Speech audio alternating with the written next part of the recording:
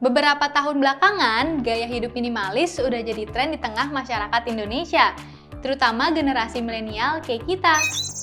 Para milenial di Indonesia udah banyak yang lakuin decluttering atau ngeberesin barang-barang mereka yang sekiranya udah nggak terpakai lagi. Juga mendekor ulang kamar dengan pilihan furniture dan barang yang sederhana namun fungsional, supaya jadi lebih rapih dan juga lebih luas deh. Mereka juga udah mulai menggunakan barang-barang yang sustainable. Misalnya, mereka lebih memilih untuk menggunakan tumbler, tote bag, dan juga sedotan stainless steel dibanding barang sekali pakai. Fenomena ini terjadi nggak cuma di Indonesia aja. Bahkan di berbagai negara, gaya hidup minimalis udah jadi lebih populer loh. Jadi, kenapa sih gaya hidup minimalisme ini jadi ngetren?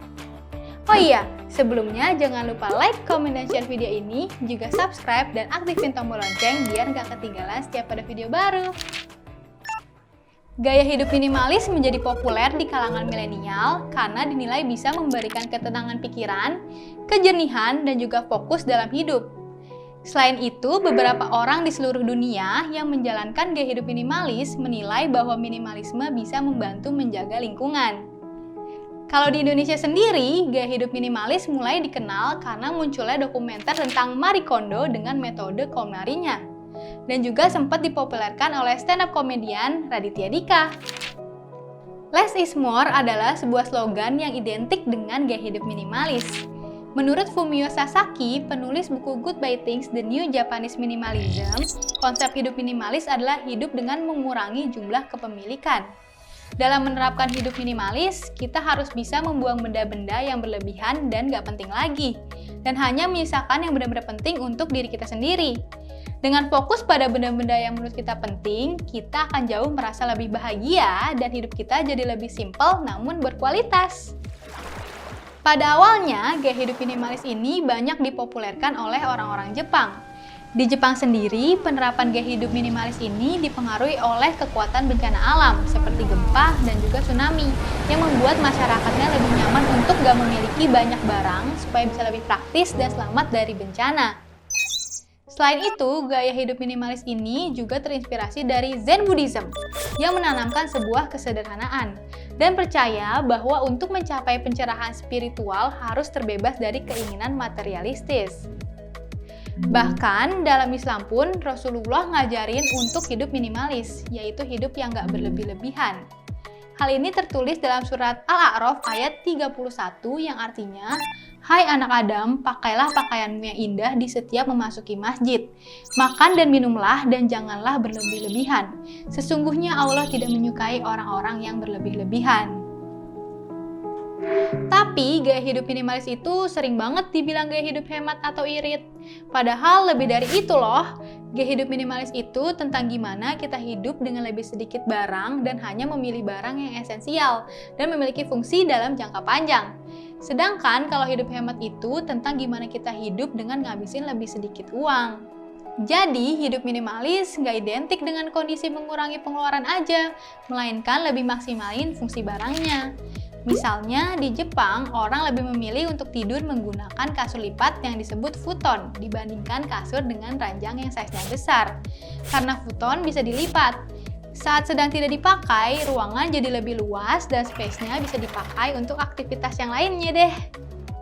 Selain itu, gaya hidup minimalis juga diterapkan dalam kehidupan sehari-hari. Misalnya, mengatur kegiatan rutin jadi lebih efektif dan efisien. Contohnya dengan selektif memilih kegiatan tertentu aja yang memberi banyak manfaat. Bisa dengan lebih rajin berkarya atau menambah skill baru. Jangan cuma ngopi terus. Buat kamu yang ingin menerapkan gaya hidup minimalis, mungkin ada beberapa pro dan kontra yang perlu kamu tahu. Orang-orang yang menerapkan gaya hidup minimalis percaya bahwa gaya hidup ini bisa mengurangi stres, memberikan kebebasan, membuat hidup jadi lebih bermakna, membuat kita jadi lebih fokus, dan bisa menciptakan ruang yang lebih luas.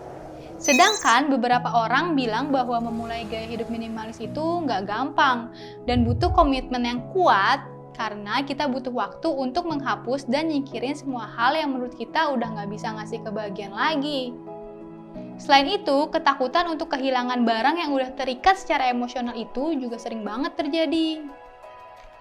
Kalau dilihat dari pro dan kontranya nih, sebenarnya banyak banget manfaat yang bisa kita dapat dari gaya hidup ini. Kesulitan untuk menjalani hidup minimalis mungkin hanya akan ditemuin di awal, dan itu juga tergantung dari setiap individunya. Tapi kalau udah berhasil melewati masa sulitnya, kita bakal rasain manfaatnya, baik untuk diri kita sendiri maupun untuk lingkungan kita. Kalau kamu mau mulai hidup minimalis, kamu bisa mulai dari hal-hal yang simple kok. Misalnya, pertama, luangin waktu untuk merapikan tempat tinggal kamu dengan membereskan barang-barang kamu. Cobalah fokus untuk menjaga barang-barang yang esensial dan singkirkan barang yang nggak kamu butuhin lagi. Yang kedua, bijak dalam membeli barang.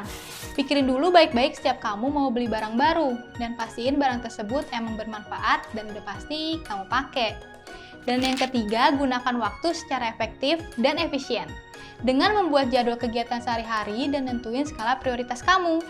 Ingat ya, pilih kegiatan yang bermanfaat dan tinggalkan kegiatan yang unfaedah. Gimana? Kalau dilihat dari pro dan kontra serta filosofinya, masa kamu nggak tertarik sih untuk mulai hidup minimalis? Kira-kira apa sih pertimbangan kamu untuk mulai gaya hidup ini? Terima kasih udah menyimak video ini. Jangan lupa like dan share video ini ya. Juga subscribe channel Hutata. Sampai jumpa di video berikutnya. Salam salaman!